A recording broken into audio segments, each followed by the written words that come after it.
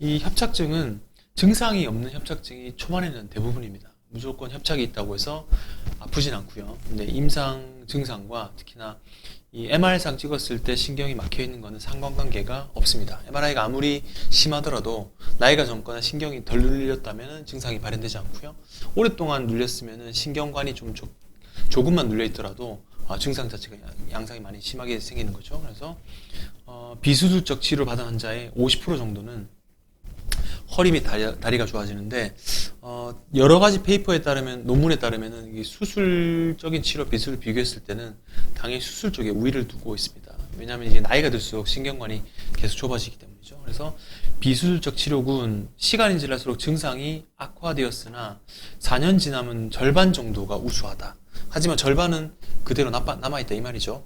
대신 수술 받은 환자들은 80%가 성공적이다. 그래서 너무 오랫동안 이제 협착증을 계속 관찰하고 지켜보고 수술을 미루다가 절반 정도는 좋아질 수 있으나 절반의 환자분들은 나쁜 결과를 볼 수 있는 거죠. 보행거리 짧아지고 갈수록 통증이 심해지고 대신 수술 환자 같은 경우는 80% 정도. 그래서 이 중심근 협착증 환자들은 수술을 받아야 될 케이스, 신경성 파행이 있는 경우 말씀드린 겁니다.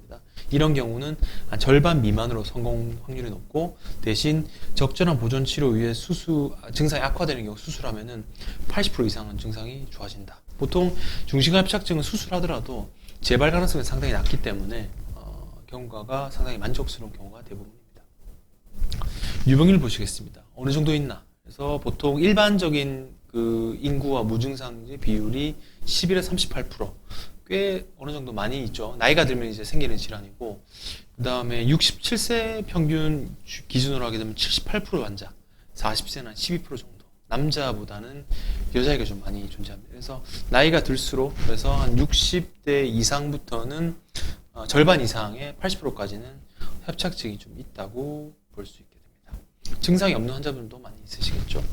그 임상 증상, 어떤 게 협착증을 의심해 볼 수 있냐? 보면 이제 걸음을 걷습니다. 걸을 때 정강이랑 엉덩이가 불편하다. 이런 경우인데 보통 그 병원을 내원하실 때 혹시 정맥류가 아닐까?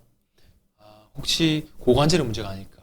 그런 것들도 많이 먼저 생각하시는 분도 있긴 한데 관절 문제가 아닐까? 근데 이런 경우 제일 먼저 생각해 봐야 되는 게 척추관 협착증입니다.